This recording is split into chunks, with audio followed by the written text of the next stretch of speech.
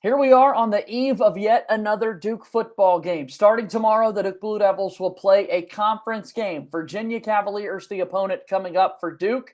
And on today's episode of Locked On Blue Devils, Barris from Ball Durham joins me on the program as we talk everything Duke football here on Locked On Blue Devils. Let's get started. Everybody, Dick Vitale. Hey, make sure you listen, man, to Locked On Blue Devils with JJ Jackson. He's awesome, baby. You are Locked On Blue Devils, your daily podcast on the Duke Blue Devils, part of the Locked On Podcast Network, your team every day.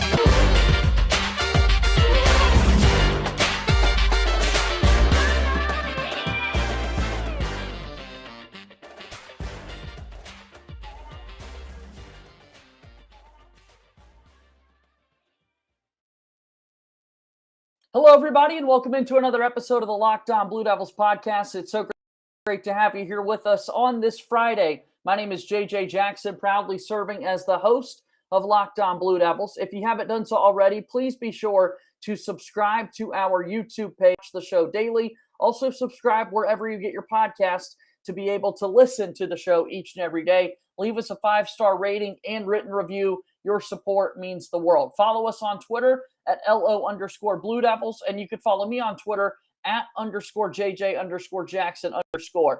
On today's show, I want to take the opportunity to talk a little football. And so what I've done, I've called on a new friend, Barris from Ball Durham, joining us here on the program today. Dale, the time is greatly appreciated. Here we are, a third of the way through the Duke football season already. It seems like it's flying by before you even know it.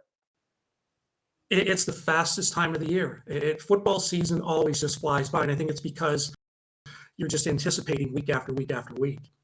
But it goes quickly. It certainly does. It goes very quick, and next thing you know, we'll be into the conference play starting tomorrow, and then we'll be counting down the days until Duke basketball season gets up and running, and a lot to discuss here. So you look at this Duke football team, Mike Elko in year one, taking over this Duke football program. And I would say if you ask just about anybody out there on the streets, they're quite surprised by just the energy that all of a sudden is surrounding this Duke program. What do you make of this? I think it's great. Coach Elko has come in and he's changing the culture of the program. I think one thing he's done is when you win games, you get excited, but he's gotten the students involved, it seems like. I believe they expanded the student section at Wallace Wade Stadium. But he's giving them a reason to be excited. This team is fun. I haven't written about the Duke football program for very long, but I can tell you they had me excited from the very beginning. I like this team a lot. They're a lot of fun. They are. I think the fact that not many people expected much out of them has to deal with a little bit of that level of excitement. This team knows what they were capable of. Mike Elko knew what he was walking into, a program that did go 3-9 last season. It's important to remember that there were very high and proud moments of the 14-year tenure of David Cutcliffe, but it was just time for a change. And so we've seen a breath of fresh air, a younger guy in Mike Elko getting his first opportunity to be a head football coach. And sometimes I think that's all it takes. It's just right spot, right time, new voice coming into the locker room. And really the same players are now stepping up and playing better going into the season. In a day and age, Dale, where we see so much action in the transfer portal, sometimes all it really takes is a new voice for guys to step up and play well. It really does. I mean, when I look at the roster, I didn't think the cupboard was bare. To be honest, I couldn't figure out how they went 3-9 and gave up, all those points and yards on defense last season. I liked the roster when I looked at it. And I looked at Riley Leonard and just his measurables, his height and everything. He just had that look to him. But sometimes it just takes a different voice, a different approach, and also the scheme and using players, utilizing their skill set better. And I think you're seeing that an awful lot, especially like taking Jordan Moore, moving him from quarterback to receiver. I mean, he adds a dimension to the offense that is really, really nice. Yeah, would you say that you're surprised by the success Duke has had through the first 4 games of the season? to be honest, no. I mean, I'm not going to pass myself off as some college football insider expert, but when I looked at them, and then I looked at the schedule, I thought this team has a chance to really get off to a good start. I was disappointed about the way things went at Kansas last week, but considering that some of the preview magazines I looked at, some of the predictions I saw, thought this team would 2-10. When I looked at the roster, I thought I don't see that happening. I'm not surprised at where they are right now. I am a little surprised. I don't know that I would have gone all the way in the 2-10 direction, because you're right. I definitely saw that. But you look at what you saw a season ago, and the fact that offense last year was so reliant on Mateo Durant at that running back spot, and that you did have such struggles at the quarterback position over the last few years. It's like, what can this team really be capable of? But now here we are 4 weeks into the year and looking at the start of the league, playing Virginia when you are, followed by Georgia Tech and North Carolina. These are the three opponents you would want to play to get your conference portion of the schedule started. And now all of a sudden, Duke could find themselves in a really comfortable spot as they look to go to a bowl game here in year one of Mike Elko. Yeah, this team could possibly become bowl eligible by about the midway point of the season. These next three games are all winnable. There are some growing pains with this program, but I think this team's capable of winning all three of those games. And getting to a bowl game. I know a lot of people complain that there are too many bowls. There are too many bowls. But the importance of getting to a bowl game is you get that extra practice. You get 15 extra practices, and coaches treat a lot of it like spring practice. They work with the young guys on fundamentals and technique, and you'll see guys take a huge jump from the end of the regular season to that bowl game, a huge jump in ability. So these next few weeks are really important to this team.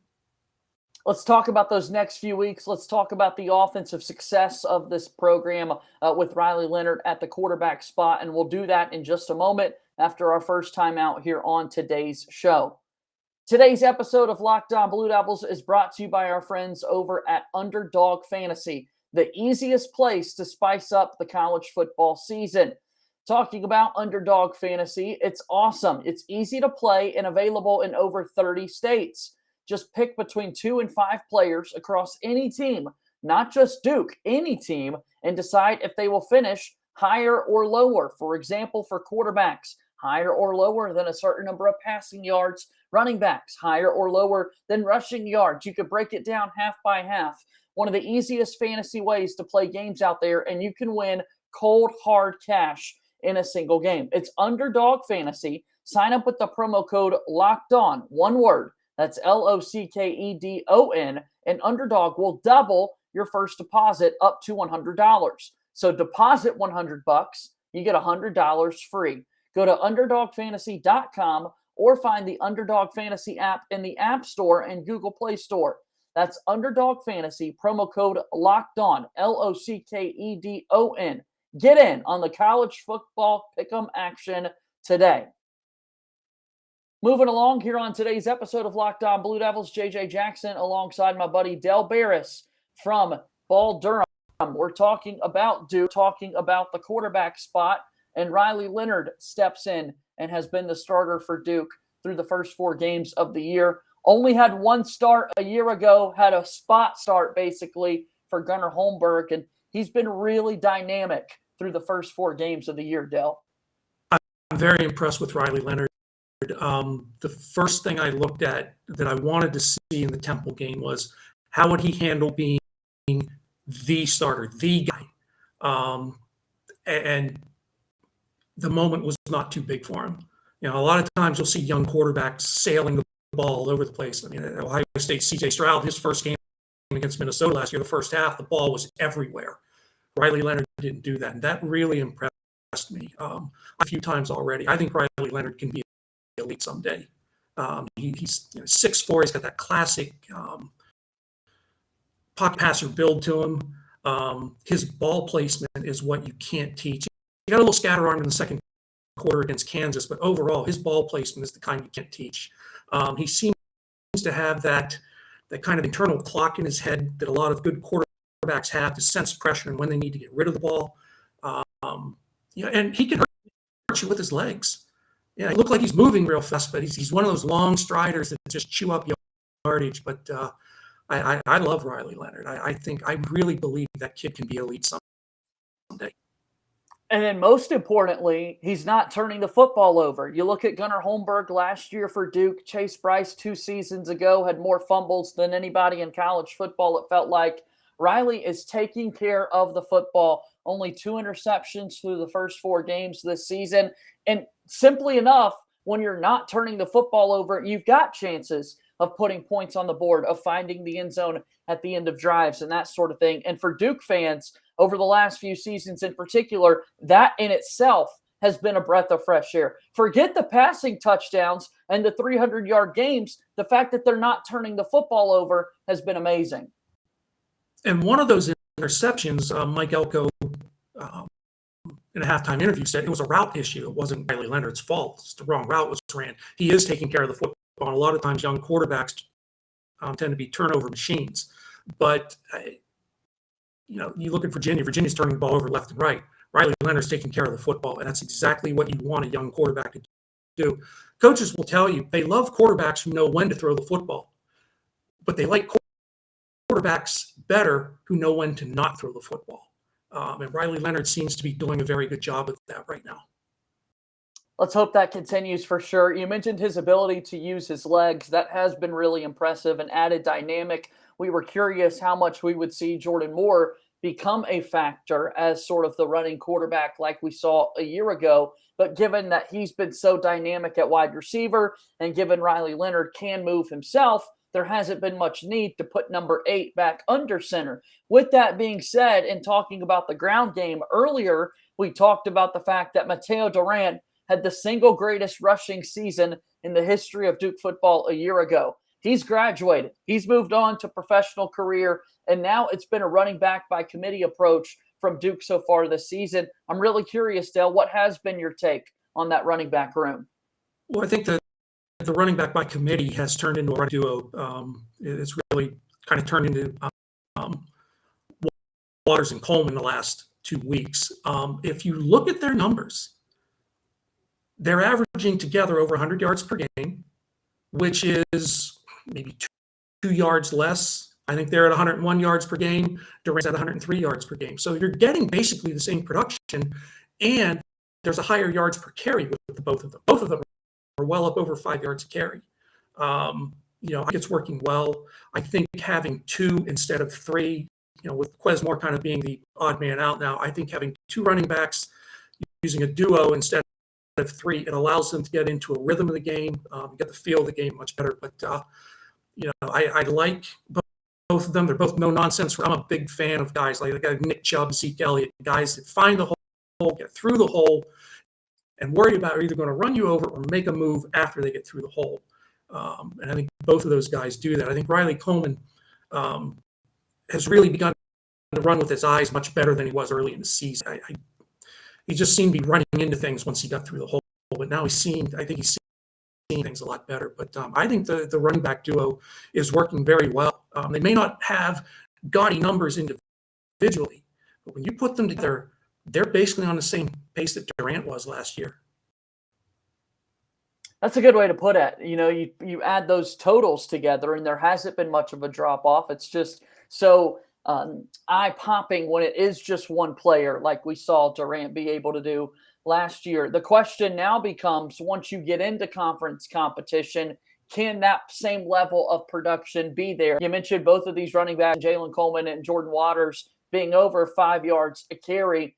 Can that happen once you jump into ACC competition? If you were speaking to Duke football fans, why do you think that could happen? Or is there about to be a little bit of a drop-off in the productivity out of those running backs? What do you think as they jump into ACC play? I don't think you're going to see a big drop-off at all. I think because this offensive line is physical, I think they're good. I think they have some depth to them. The 2 graduate transfers who have come in have really helped the depth. But I don't think you're going to see a big drop-off. I mean, they got a battle this week because Virginia's defense is nasty. But no, I don't think we're going to see a big drop-off. That's good to hear. Yeah, That's I what a like lot of this people. offensive. Yeah, I like this offensive line. Let me say that. I felt before the season began it was going to be a strength of this team. It needed to be a strength of this team. Anytime an can give a quarterback time to make things happen, open up holes for running backs, that's a good thing for this Duke football team to have. All right, here we are. We're getting set for Duke and Virginia. We'll get to that preview in just a moment, but I do want to talk about the defense for the Blue Devils. We've got a defensive-minded head football coach in Mike Elko, who was the coordinator at Texas A&M over the last few seasons, stops along the way at Notre Dame and Wake Forest, to mention just a few of them. That defensive unit for Duke, what stood out to you? Early in the season, the defensive line, especially the defensive tackles with Dwayne Carter and Jamion Franklin, was just blowing up the middle. I mean, they wreaked havoc in there. Kansas really controlled them last week and didn't allow them to do that. But the defensive line really doubted me from the early part of the season. I like those guys. We had a lot of success at that linebacker spot a year ago with Shaka Hayward in the middle, the leading tackler for the Blue Devils a season ago. He's back. And then the secondary as well, Del. You talk about a group of guys a little bit unproven, a lot of love so far for what Darius Joyner has been able to do as such a dynamic player on the defensive side of the football. But I look at a game like Northwestern where Ryan Helinski attempts 60 pass attempts, 20 more than he'd ever thrown in a college football game prior. And that secondary had to be out there all game long, defending pass after pass after pass. And it really felt like they lived up to that challenge. I thought they did a really good job. I thought they did a good job of, for one thing, the pass rush and the defensive line really forced Northwestern to run the ball. It forced Northwestern to throw it that much. And I thought they did a very, very good job of making him throw the ball short. They weren't really able to throw the ball down the field very much, but I think the secondary did a very good job.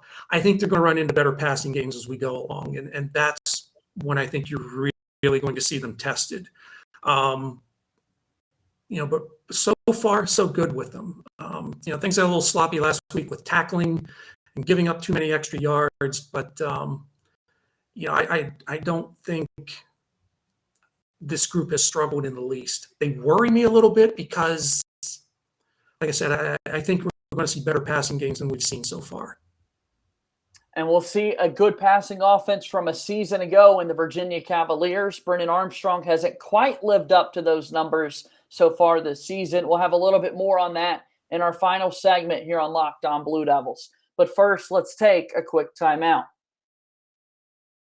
You want to make sure that Locked On ACC is your second listen today. Get more on the conference by making Locked On ACC your second listen and second watch every single day.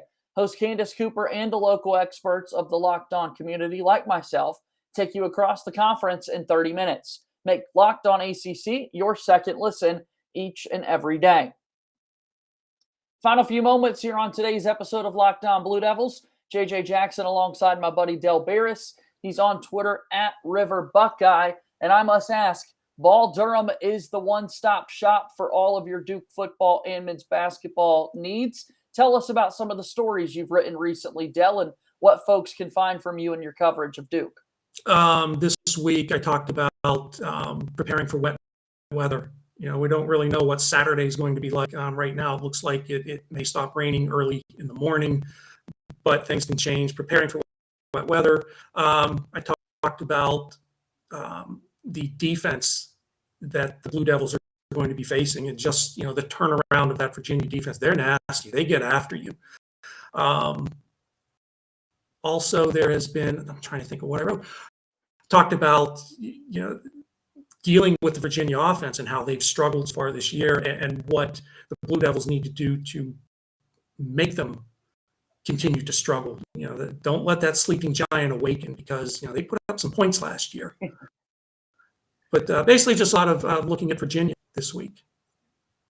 BallDurham.com. Go check out all of the great work over there. And we've talked a lot about Virginia this week so far with Drew Carter from the ACC Network, and talked about it a little bit earlier in the week with Josh Cox on the program as well. You look at these two teams, Tony Elliott being the offensive-minded head coach that he is, former offensive coordinator for Clemson, and he's got the leading returning passer and Brennan Armstrong at that quarterback spot.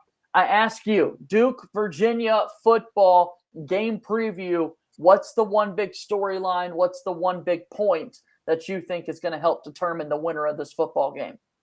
I think, can the Duke offensive line protect Riley Leonard? Stretch the field. Make Syracuse. Make Virginia play sideline to sideline, end zone to end zone. They tend to keep a lot of things in front of them in pass coverage.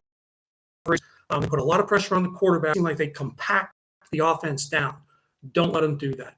If Duke can stretch the field, I think that's going to go a long way in helping them win this game.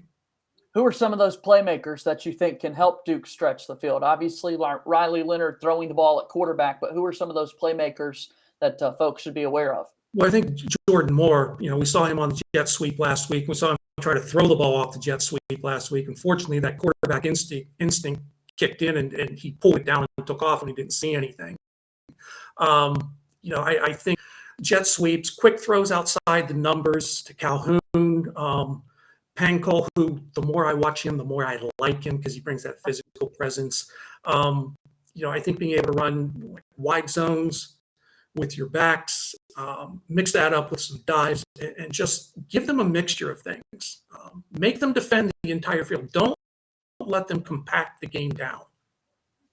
Del, thanks so much for being on the show, but we can't let you go without giving a game prediction for Duke and Virginia. So ultimately, what do you think happens in the football game tomorrow? I think Blue Devils win at 24-13. I just think Virginia's struggles on offense are going to continue.